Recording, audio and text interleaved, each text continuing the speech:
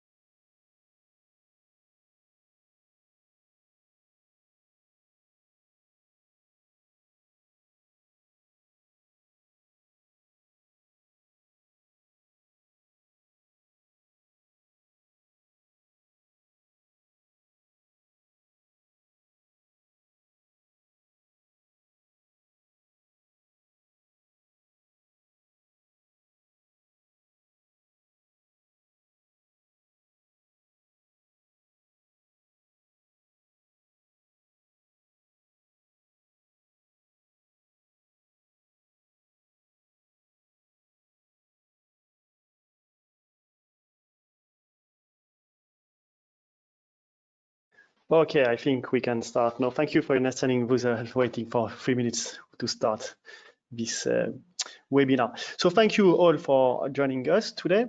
We will present you the market report we just published recently about the data and the market development for geothermal in Europe for the year 2019. So we will have three presentations. I will start presenting you what is for geothermal electricity, so for the power sector. My colleague Thomas Garabetian, Senior Policy Advisor at EGEC, will present you what is for heating and cooling systems. I don't say deep and shallow, as you see. I say heating and cooling. You will see the trends, which are not only market trends, but also technological trends. Finally, we will give the floor to Sanjeev Kumar, who joined EGEC in the November 2019, so a bit more than 6 months ago. He's the head of policy, and he will present you what is electricity and heating combined, smart sector integration, and what are the policy dossiers linked to that. What I can also mention is that don't hesitate to go to our website. You will find the key findings 2019 of the market report, and for the members, you have full access to the full version of the report with annexes, with all the tables in the members area of the website. Just to start, normally many of you are familiar with this tool, but what I can say that we want to have some interactive also session with you, Q&A. So you have three possibilities to interact with us. You can raise your hand, and not immediately, but when we have time at the end of the presentation, we give you the floor and you can ask an oral question. You can also ask a question in the section question. You can write your questions, and there's also a chat option if you want to chat with the entire audience or with some speakers. With that, I will start my presentation about the market report and the part on electricity.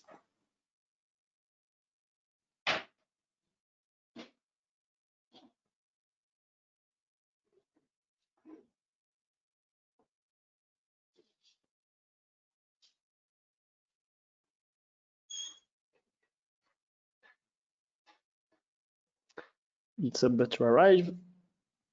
We know that technologies is like us, sometimes it's problematic, but no, it's arrived. Okay, here we are. So what I can report you first as a general information is that today we have a webinar, but I want also to inform you about the next webinars we have in the next 10 days. Maybe you know that next week in Europe is the European Union Sustainable Energy Week with plenty of webinars and events on renewable energy efficiency. As EGEC, we organize 3 webinars. I invite you next Tuesday, 23rd of June at 11 for a webinar on the green recovery and oil crisis, a window of opportunity to invest in geothermal with speakers from Schlumberger, from Vermilion, from ES as a utility, and we expect also Shell presenting their project in the port of Rotterdam. We'll have on Thursday another topic, more district heating, geothermal with district heating, geothermal energy in my backyard, tackling energy poverty with renewables, with a special view on Poland and Hungary. And the week after, on the Tuesday, 30th of June at 11 o'clock, always, we will organize a webinar in the framework of a GeoEnvy project on mitigation measures, regulatory aspect, on maximizing benefits of deep geothermal by minimizing the undesirable environmental impact. You can find all this information in the EGEC website, and don't hesitate to also send us an email if you want further details. To start a market report, I want to launch this idea we had in EGEC already last year. In 2019, we said the next decade will be geothermal. Now we are in the year 2020, and we say we will have the geothermal decade, and it begins now. So what about the market development? What we have achieved at the end of 2019 is 3 kind of milestones. First, we have now 130 geothermal power plants in Europe. You can see already that it's not everywhere in Europe that your geothermal power plant. It's the blue chart. You can find the details in the key findings available online, by the way. Turkey is still the hot market, and for the last 10 years, it was the hot market. In terms of district heating, the European Union, so without countries outside European, has passed 2 gigawatt thermal threshold. And district heating system is what you can see with the red bar. And that will be further detailed by Thomas Garabetian in the second presentation. And in terms of geothermal heat pumps, we have today more than 2 million geothermal heat pump systems. But here, it's important to see the technological trend.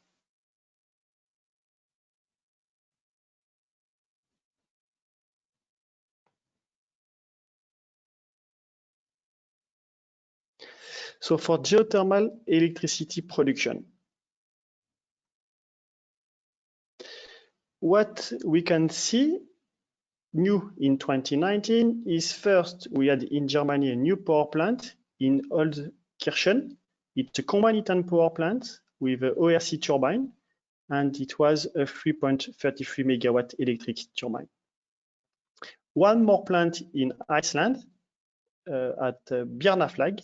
It's a flash power plant, and they expect also a future extension. Format is only 5 megawatt electric, but we expect future extension in the next years. And Turkey, as we mentioned, it was still the hot market last year. 5 power plants and a total of 150 megawatt electric. The 5 plants are ORC. So what we can conclude, we have a continued development in Turkey. You could see a slow development and market development in European Union, and we have seen also some stop and go effect of energy policies, especially in France and Italy, with discussion and support schemes. To be optimistic on market development, we have seen overall a renewed interest driven by geothermal specific services like flexibility, answering to market demand, cogeneration, as you can see in Germany, and mineral extraction, especially lithium, and that will be further discussed in the third presentation. What is important in geothermal is not only to speak about capacity, but also about production. So in terms of production, you could see Italy is still #1, Turkey #2, and Iceland #3. We see the newcomers, Croatia, notably providing and generating the first gigawatt hour of geothermal electricity. Also, as always, important in geothermal is to highlight the baseload factor, and this is proven. So in France, more than 82%, Portugal 75%, Italy 76%, and Turkey 71%. So again, geothermal is the best baseload technologies, higher than fossil fuel or nuclear one. So this is always important in geothermal to highlight that and to demonstrate with figures that it's really a baseload renewable technology. In terms of perspective for the next year, so this graph shows you country per country. In blue, the plants in terms, not megawatt, number of plants in operation. In red, under development, and with the gray one, under investigation. So what we can say that Turkey will continue to develop in the next years. In Italy, there's some project and some drilling, but we'll see one plant in development, but there's many under investigation. In Germany, there's some drilling, so some are expected in the near future, but also some in investigation. In France, 2 projects have drilled, and one plant, notably in Vendenheim, is about to be inaugurated. The plant is nearly built. In Iceland, I mentioned Björnaflag will be further developed. In Greece, the tender for drilling will be launched in September, so we expect some drilling activity early 2021 for a near future development. In Switzerland, for electricity, but mainly for heating, you will see there's development, so why not some cogeneration. Croatia, we know that there will be some development. In UK, we expect, no, the drilling is done, we expect the first plants to be built in really the next month. And same for Belgium, where we have the plant is there, and they are further investigating the development of the plant. So we could see that overall in Europe, we expect, so we have 130 plants. We could double easily with the plants already in the pipeline in the next 10 years. What is important is always to have this perspective, so where we come from, where we are, and where we are going. So you could see with this graph that indeed the growth for the last years is exponential. Of course, it's not enough. We could do much more, but anyway, we have the good trend of development. One important aspect to highlight when we speak about geothermal electricity is that today in Europe, we are in a situation where the demand for electricity is stagnating.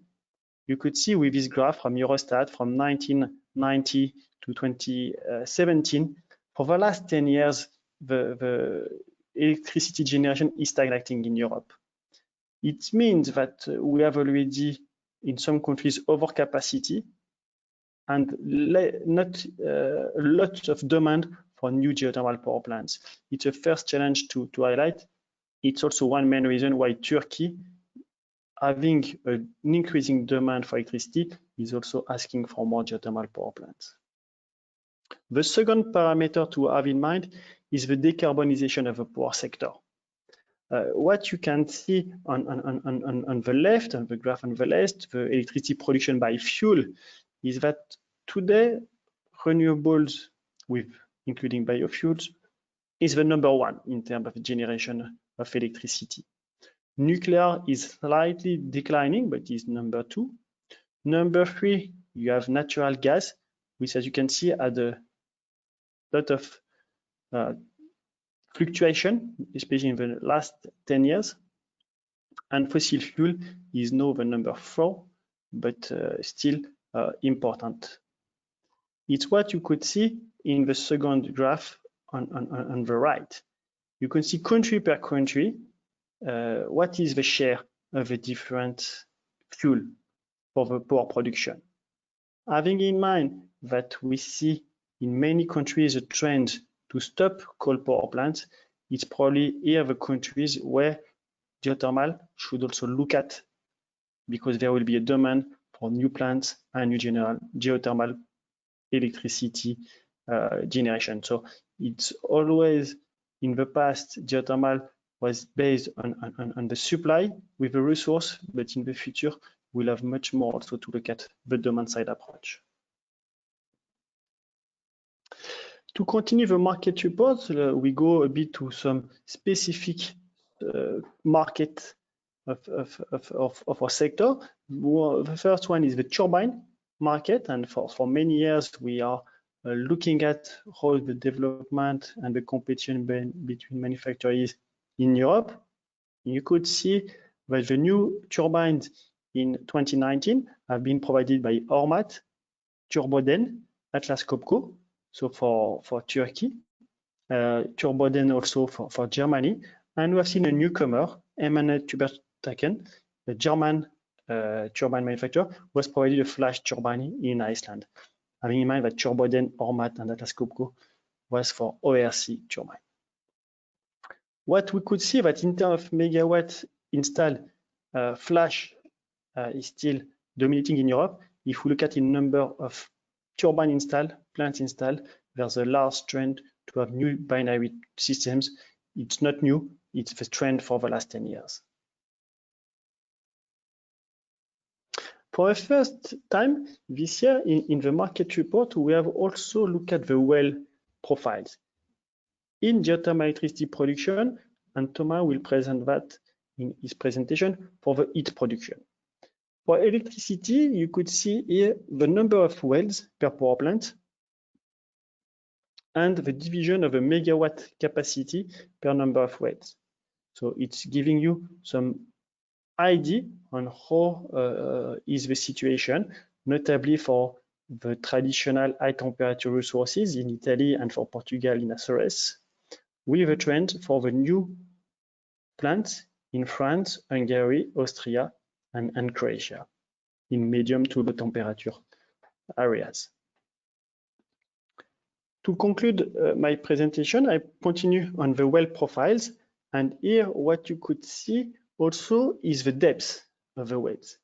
So traditionally it's between 1 to 5, but you could see for each plant what is the, if you have 2 or more than 2 wells, what have been the different depths and the range of the depth for different plants in Croatia, France, Hungary, Portugal. So not for all plants in operation, but you could see also what is today the trend with the depth range for the project under development, notably the recently drilled project in UK, Italy, France, in Alsace, and Croatia.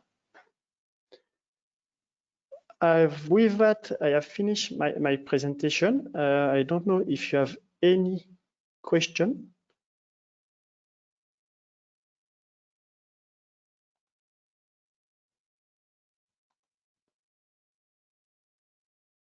If somebody wants to raise his hand, no question for me. Anyway, we will have still but 40 minutes of presentation and discussion, so feel free to come back to me if you have any question. With that, I will now give the floor to Thomas to give and deliver his presentation on the heat part. Thomas, the floor is yours.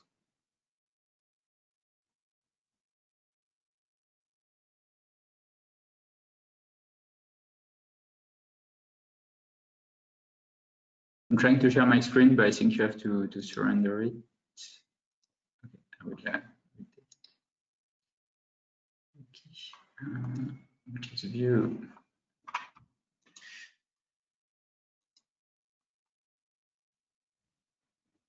Okay, so I'm going to present you the state of the geothermal heating and cooling market in 2019. So there will be broadly 2 parts to this presentation. First, an overview of the situation for the geothermal district heating and cooling.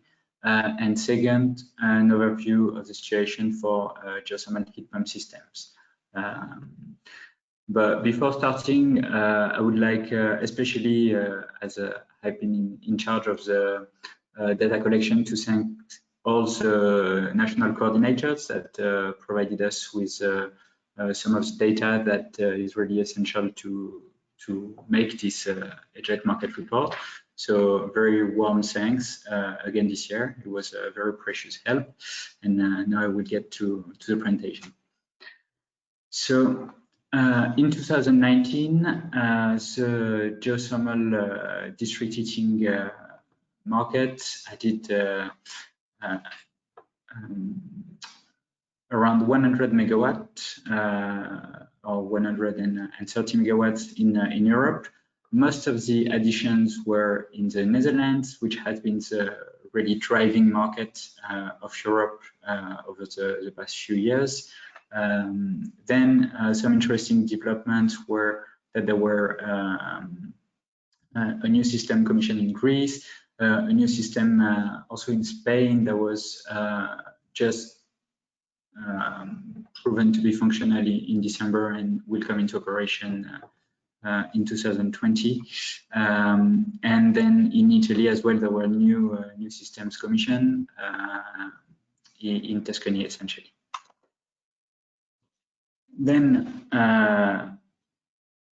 this year, having had the addition that it had, the situation for the repartition of geothermal district heating capacity per country has not changed significantly. So we still have Iceland, which is a country that uses the most geothermal district heating and cooling, I mean, especially district heating.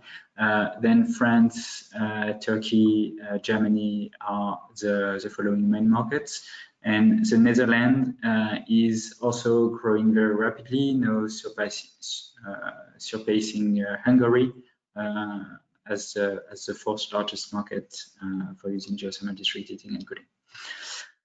Now, this is a map that we have been a bit refining from the previous year, so this map shows the installed capacity for geothermal district heating and cooling in Europe per location.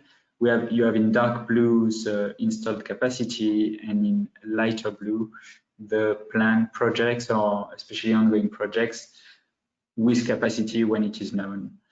So what we can see is that already geothermal projects are fairly well spread out across Europe, but that the potential is way underexploited. So even in areas like Paris, where there's already quite a lot, you still have a lot of ongoing projects. And what we are seeing is an enlargement of the geographical scope of geothermal district heating. So this is a very positive signal regarding the expanded interest into this renewable technology. Now, this is basically the same information that were just presented, but in another format, which is maybe a bit clearer to highlight where are the countries, which are the countries where there's a lot of activities going on. So what we can notably flag is, so what you have here is in blue, the operating system. So what you can see is France is by far the country with the most systems. And in red, you have the projects under development, so the number of projects under development. What we are seeing is that typically France, Germany continue to want to expand their use of geothermal for district heating and cooling. Netherlands as well is continuing to expand continue to grow its market, which has already for a few years been quite consistently dynamic. But interesting elements are also typically Poland, which has a lot of projects in the pipeline. The United Kingdom also, which is looking to make especially quite a lot of use of geothermal from abandoned coal mines, and so that's quite interesting.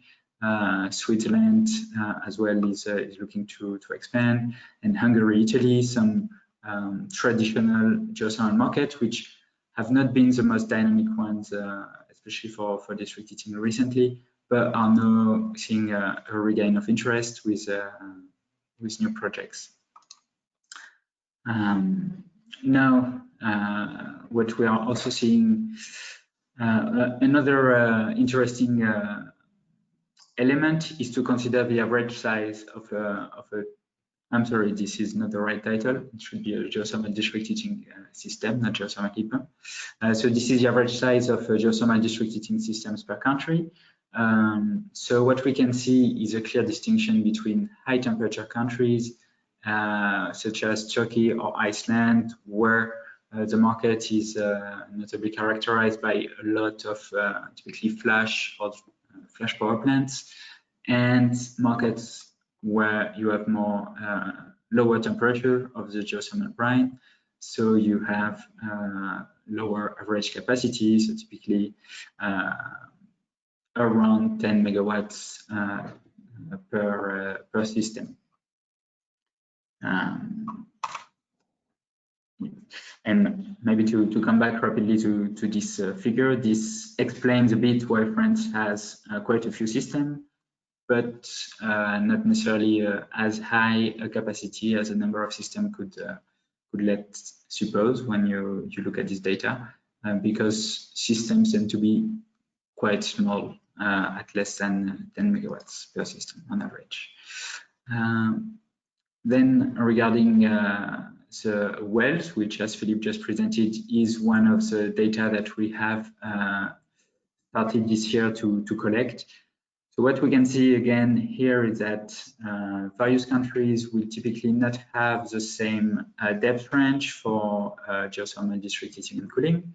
You might not to drill as deep in Greece, for instance, as you would need to in France, Belgium, or Poland. But broadly, in large parts of Europe, there is a range for geothermal district heating and cooling system is around, let's say, between 1 and 2,500 meters.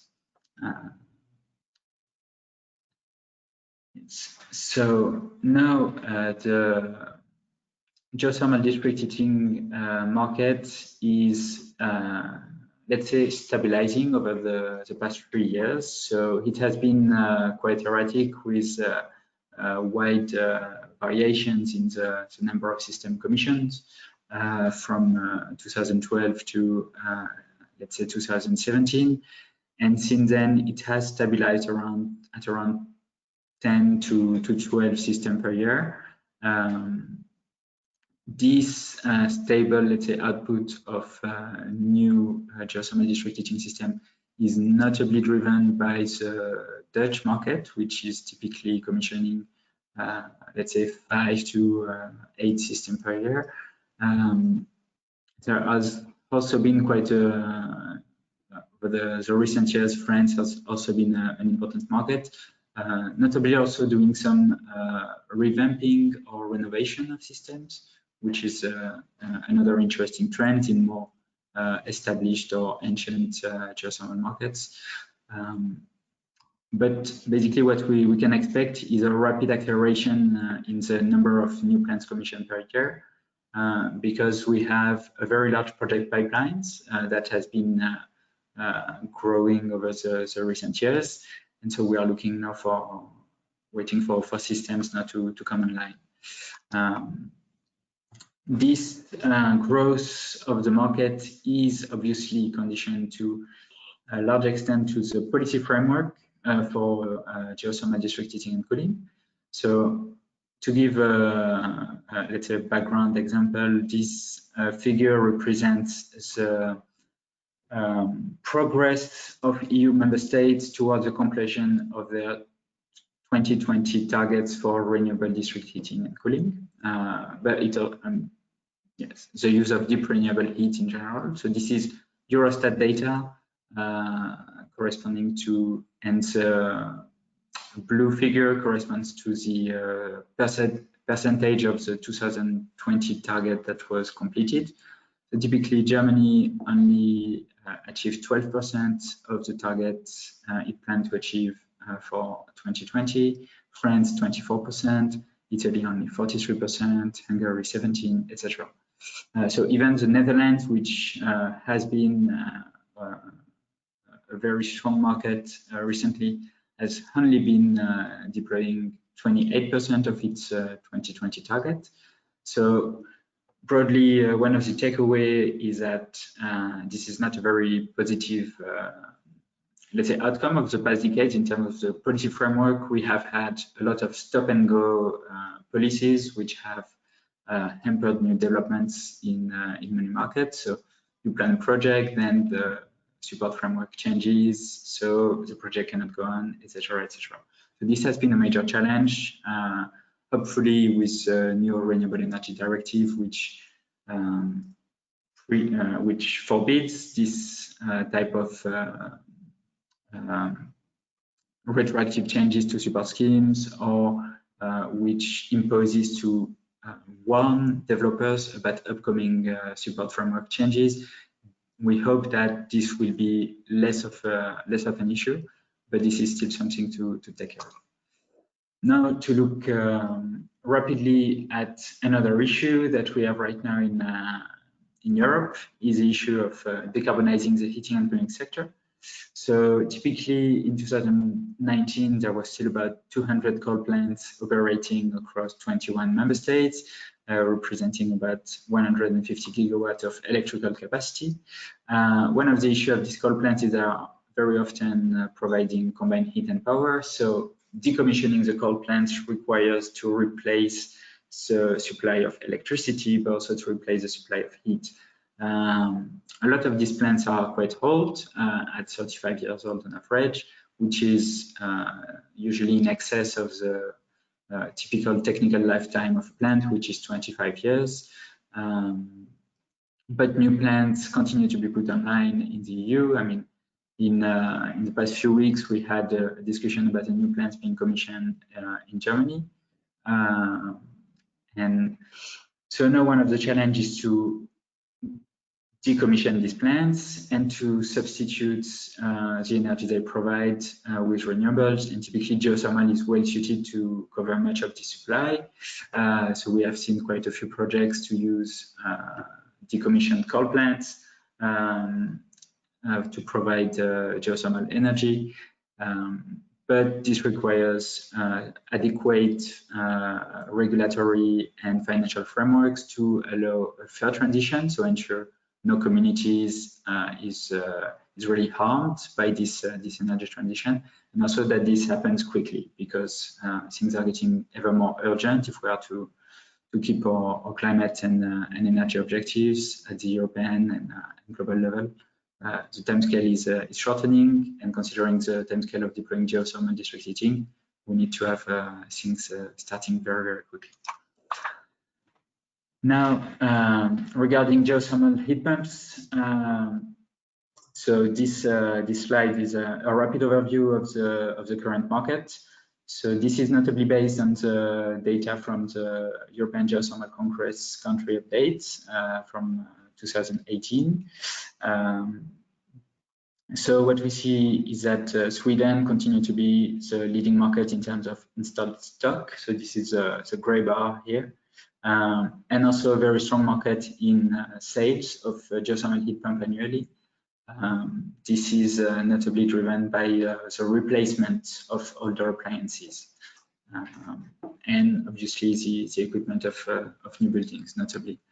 Then Germany continues also to be a strong market, still expanding the sales of systems, and we are starting also in Germany to have a replacement market happening.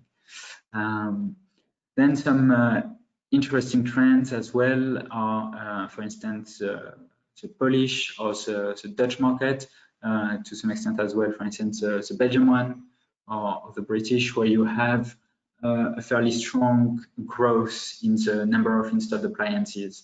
So typically, these are markets where you install more than 10% of the stock annually.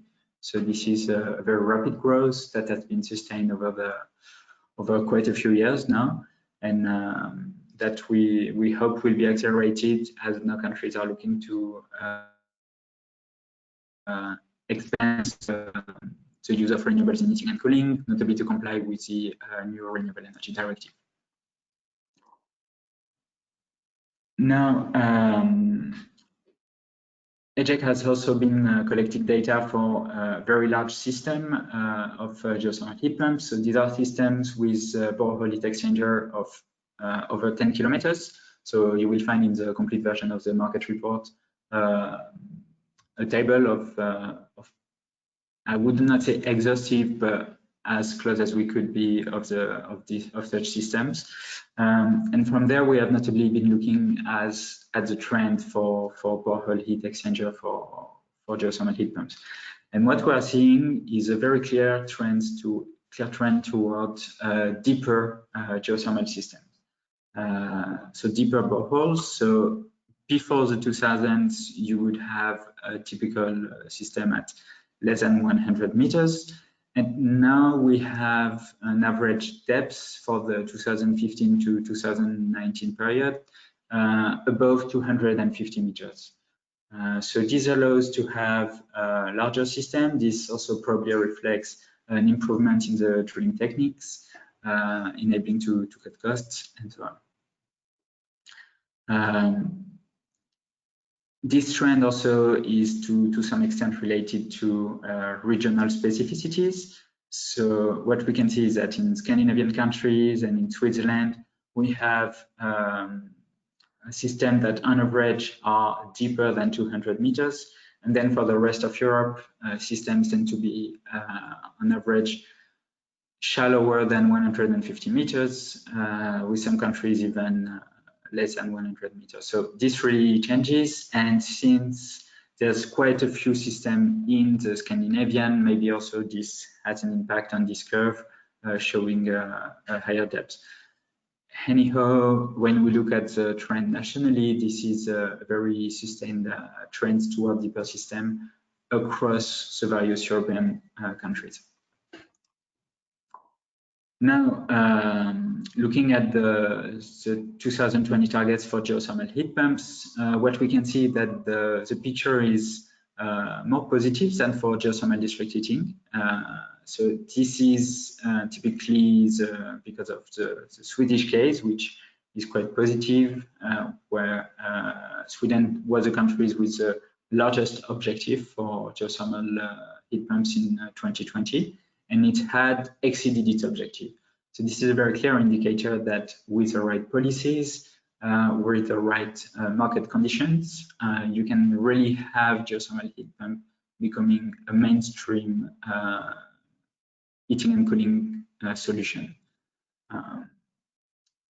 I have actually not included these slides, but we estimate that in Sweden you have about 10% of households, or even 12 to 13% of households that have a geothermal heat pump system. So this is a quite significant penetration, notably in a country where already a lot of the heat is provided through district heating, where geothermal is also a relevant solution. Then overall, European member states are not so far achieving their geothermal heat pump targets to 2020. This is to a large extent due as well to stop and go policies in the support framework, where the framework would be changed to something less suitable, that notably benefits more to alternative technologies. So for instance, there was some shift in the support framework in France or Germany that very rapidly decreased the number of annual sales of geothermal heat pump systems, because the incentive was aligned to other technologies with different economic or let's say cost structures, so less investment cost, higher operational cost, and so on. So it's very important to have stability, predictability, and obviously to have a framework that is adequate to the benefits of the technology. So geothermal heat pumps provide low operational cost because they are very efficient, but sometimes the systems are sometimes the support schemes are providing a flat subsidy for all the renewable heating and cooling technologies, although some might be more geared toward higher operational costs. So this leads to let's say a suboptimal framework. So thank you. This is all for my presentation, and I see there are some questions. I don't know if you want to have them. So maybe yes, Thomas, you could answer the question about the cost for geothermal heating, and in the meantime, I will also open the floor to Sanjeev. Yeah. For the third presentation.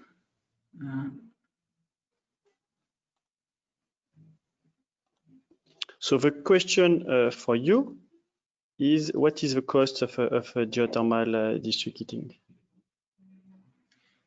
Yes, so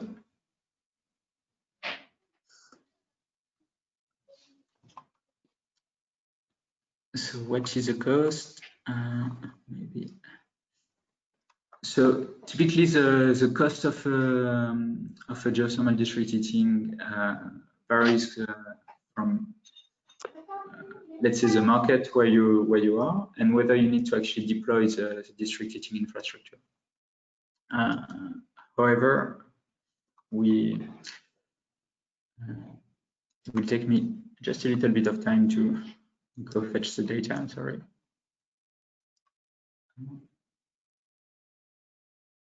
Okay, so maybe in the meantime, we already give the floor to Sanjeev to make him present us. So we do give him maybe just the floor. Between, I see the question about what we mean by stop and go policies.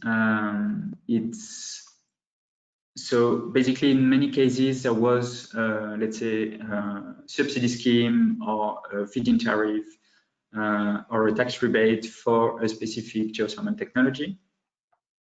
And then there was a very sudden change in the framework, basically to reduce this subsidy.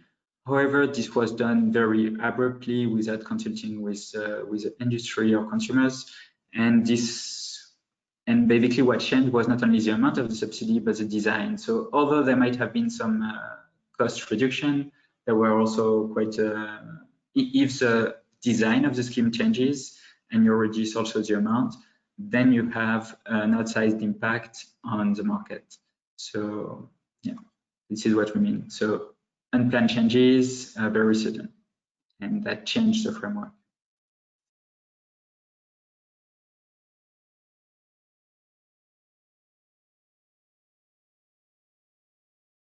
Okay, so Sanjeev, the floor is yours. Okay, thank you, Philippe, and thank you, Thomas, for fantastic overviews on the market report. As my colleagues have mentioned already, these are, we live in a world of stop-start investment criteria for member states, and that really does have a significant impact. However, when it comes to the EU's policy mix at the moment, and bearing in mind that this is still largely a policy-driven market, what you find is that everything is now in flux. And what this means from from the geothermal community's perspective is really twofold. On the first side, you have from this first slide in purple all the legislation that's in the process of being revised, and by legislation, the direct implication is that this is going to have a significant impact in terms of the future investment prospects for all forms of geothermal, from heating to electricity. On the other side of the screen, in the light blue, you have all the financing opportunities that are out there. Some of them are in existence already. Some will be going live very, very shortly. But the crucial thing is the space in between the yellow blobs, which are really where EU policy is going to try and connect a regulatory driver together with a funding stream to create the market for renewables in the context of meeting our climate change 2050 targets, and as well as kind of accelerating the energy transition to meet that. Now there are a variety of opportunities out there. The one that we're going to concentrate on today is around sector integration. The sector integration strategy is due to be launched on the 8th of July, and what this is really doing is just saying, from a holistic perspective, 90% of the EU's greenhouse gas emissions are wrapped up in the buildings, industry, and mobility sectors, and they're roughly equal shares across the mix there. And sector integration is really about making sure that the decarbonisation of the energy system speeds up the decarbonisation of these three sectors, bearing in mind that largely the greenhouse gas emissions in buildings, industry, and mobility come from energy consumption. Now, underlying that is the desire to shift from the current fossil fuel base of the energy system towards renewable heating, cooling, and electricity, of which geothermal is the most obvious, or certainly one of the most obvious solutions out there. And what this is doing is really not just switching the fuels, but making sure that we have a resilient, flexible energy system. And these are the very many ways in which geothermal plays a role, not just in delivering energy to consumers, but also in the way in which it helps manage the resilience and the security of the energy system, which is super important.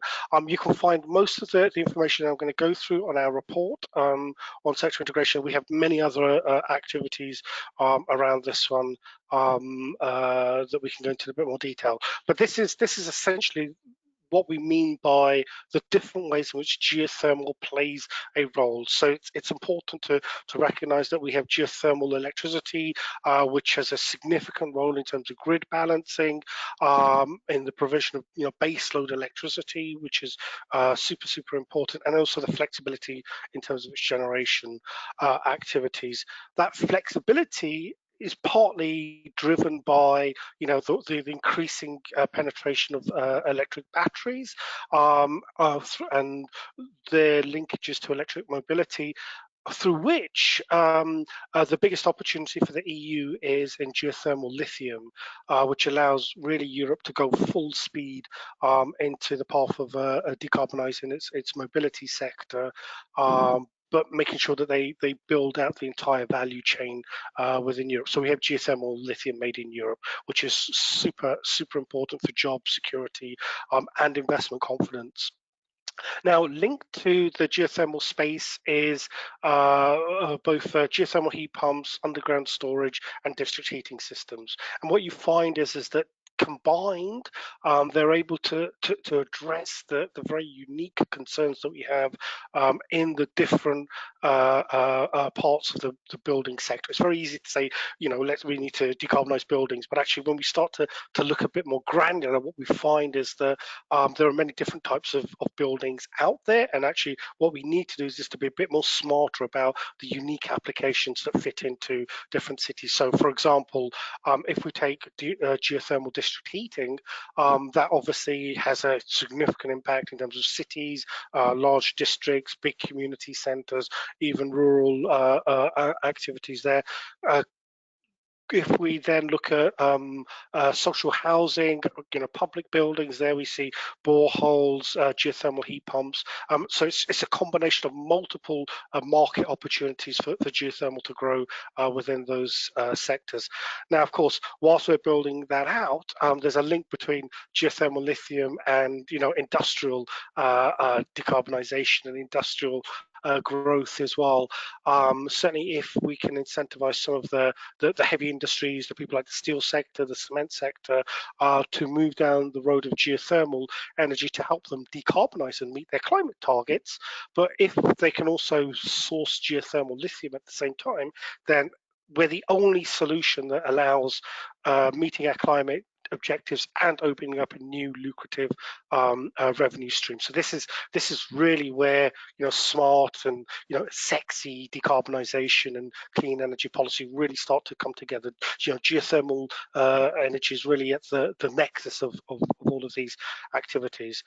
As you can see, as my colleagues mentioned earlier, the scale and the size of the heat pumps that we're looking at are starting to increase overall. And again, this has huge implications in terms of the space heating and process emissions for a lot of the heavy industry, which is the so-called hard to abate sector. So through this picture here, what we've done is we've just kind of illustrated the very many applications that geothermal has and why we need to start developing specific stories and investment narratives to make sure that we are not just talking about building out geothermal, but that we are solving our energy crisis issues, our climate crisis issues, and at the same time, repurposing our industrial base. What I'm going to do now is just go through a few more of those examples that you saw on the slide before. So with again, these examples are listed in our report on sector integration, and again, myself and my colleagues are happy to go through these in a lot more detail with you. We have, in the case of baseload electricity, the Enel plant in Italy, Bagnor 4, which is a significantly high high capacity factor, and that this has really allowed the plant to be much more, much more integrated into the overall energy system, with the electricity system within Italy. At the same time, we've been able to demonstrate the flexibility within the grid systems there are 5 plants within Germany in the Munich area, which you can see listed below: Saubach, Turan, Kirchhoff, Torrent, and Holzerkirchen. Obviously, I have got these names completely wrong. My apologies sincerely to everybody associated. But the important thing is that the latest technology, the OCR turbines, which one of our members produces, have been demonstrated to be able to scale up and scale down their production processes within a matter of seconds, 15 seconds to scale down and 30 seconds to increase power back up. And importantly, because geothermal is not just one answer, it's multiple answers. So actually a few of these geothermal plants, 3 of them in particular, are also providing heat to the local community. So again, geothermal is the answer to everything. One of the big opportunities that we see on the horizon, and one of the ways in which we're going to see, or we would expect to see over the next 5 or 6 years, for additional growth in terms of geothermal plants, is going to be through the exploitation of geothermal lithium resources within the EU. The geothermal lithium comes from the brine within conventional geothermal plants, and the ability to extract it and to ensure that there's processing capacity within the EU really does allow the whole electric battery, or the lithium-ion footprint to increase rapidly across the EU. Just to put this in a bit of context, 3 years ago, China was the lead in terms of electric vehicle manufacturing. Europe is now 22 times bigger capacity, and it's increasing with battery parks being built all over Europe. Again, the crucial thing in some of the examples that you'll see on the table to our right is that this is a global race, so Europe is not alone. We know that the Americans are heavily pursuing geothermal lithium, and that's part of the revival we're seeing in the US. Kenya is also looking to exploit its geothermal lithium resources. So the EU is in a race, and the more we're able to tell the story, the better the market conditions, the visibility, the more policy can actually be designed to making sure that we maximize the potentials from this. To move over to smart heat grids. This is a novel system, but it's quite an important aspect to multiple crises that we face in a policy making context. The desire to meet our climate targets, to shift off of coal, especially coal that's then producing heat for local communities as well. And what we have is an example. In fact, one of the best examples we can see is the Minwater project in the Netherlands, which effectively created a thermal smart grid, and this is how we can start to repurpose and revalorize the closure of coal mining, how we move beyond coal, but making sure that we're supporting the local communities and providing additional means to solve their energy needs, which are very, very substantive. Again, we actually have a deeper, a fact sheet which goes into a lot more depth on this particular project, but we will expect to see this replicated across the vast amount of coal reserves that we have across the EU. And again, this is the kind of solution that can be transported across the rest of the coal producing world. So there's a big opportunities there, and it's great that European companies are in the lead on this. Next, we look into thermal energy storage. This is increasingly going to be a critical issue when it comes to sector integration. A lot of it is around, how do we store electricity, for which geothermal lithium-ion batteries are an important part of that mix, but also the notion of thermal energy storage is increasingly getting more and more attention as we start to grapple with the harder question of, what does energy system transition mean when we start looking beyond electricity. So this is really a big opportunity for us, and a growing opportunity. And the example we have here is the Coopert Cress horticultural company based in the Netherlands, who have effectively used an aquifer storage system combined with solar thermal collectors, and this is the kind of project that can be replicated elsewhere. That's the last of my slide decks. What I wanted to do was to just put all of this back in context. Over the next 18 months, the EU is going to change its climate target. It's going to be either 50 to 55% from the 40% that was agreed a few years ago. This means that the renewable energy target and the energy efficiency target and the targets within the energy performance of buildings will have to increase. And increasingly, policymakers are now understanding that actually we now need to be looking at both electricity and heat decarbonisation together. And the more they start to look at that, the bigger the market opportunity organically is going to grow for geothermal, because when it comes to cost comparisons, by large, it tends to be the cheaper and the better lifestyle improver for communities, for households, and for regions as well. The second thing is that vast sums of money are going to be allocated towards speeding up decarbonisation. And because of that, the opportunities for geothermal in many different guises becomes much more pertinent. And what it requires in order to make sure that we maximise these opportunities is a better cooperation between the EGEC team based in Brussels, but also, the expertise and the project developers that we have within our community to really tell their story to local decision makers, to national decision makers, to Europeans in the Parliament, but also within the Commission and the Council, so that geothermal and the importance and the significance of this gets much more attention. The kind of attention that the geothermal decade has already started to put upon it. So the future is looking, whilst we've had start and stops in the past, the future is looking much more towards a concerted effort, and our job is to make sure that geothermal is front and center of that effort. I'm open to questions if there are any. Thank you. Thank you, Sanjeev. Indeed, we had some question in the past, but I just answer to them rightly. Somebody wants to ask an oral question, just raise your hand and we'll give you the floor. But maybe one thing, Sanjeev, because Thomas didn't have the time to answer, it was about the cost indeed of geothermal district heating, and you have highlighted that partially, so maybe you can report on that. Yeah, I mean, we have, again, it's within our sector skills, sector integration paper.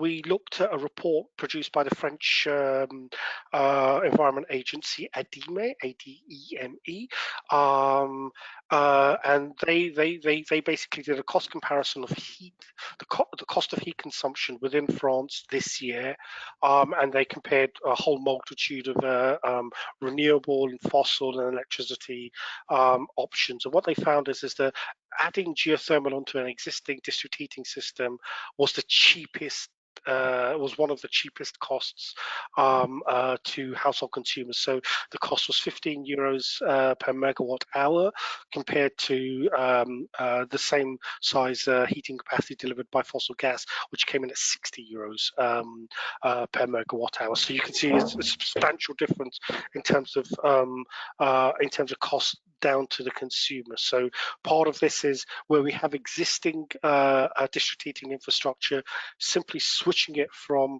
its existing fossil intensive energy system to to geothermal, or maybe one or two other renewable heating solutions, really does pay dividends in the short to medium term. But there are also a few more sites where we have some cost comparisons of district heating systems using renewables. And I'm happy to send a links if anybody wants to have a specific question. You have my email address on the slide deck, so do get in touch that way.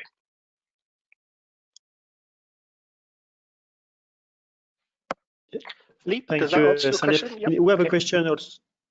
No, I have a question also about extraction of geothermal lithium. I want to inform everybody, we have organized some weeks ago a Facebook interview, but also a webinar on that. So I will send the link and you can read and listen to again this webinar organized in the past. So to some questions, we will have a follow-up email. It will be better to do that. I think it's time now to close this webinar. It's nearly 12 o'clock. I thank all speakers for the presentation. Thomas, maybe you can also join us again. I thank all participants also for your attention to this presentation, but also for your interesting questions. As I say, we have tried to reply to some of them, but some it's better to have a follow-up email. We have your contact details, so we will provide you in detailed information with that. And now I want also to invite you. So for the next webinars, we organize next Tuesday first, as we say, about oil crisis and what is the strategy of some oil and gas service company and majors. So we will have, I say, speakers from Schlumberger, Vermillon, and we expect from Shell, and also speaker from ES as a utility. On Thursday next week, we will have a presentation more on geothermal district heating and opportunities for special attention Hungary, Poland, but also the view of a utility like ENGIE. And the week after, we'll have a GeoEnvy webinar on the Tuesday, 30th of June, to present mitigation measures, environmental regulations, and how to maximize the benefits. With that, I conclude this webinar. I thank you again, and let's keep in touch to have this geothermal decade a success. Thank you. Goodbye. Bye-bye. Thank you, everyone.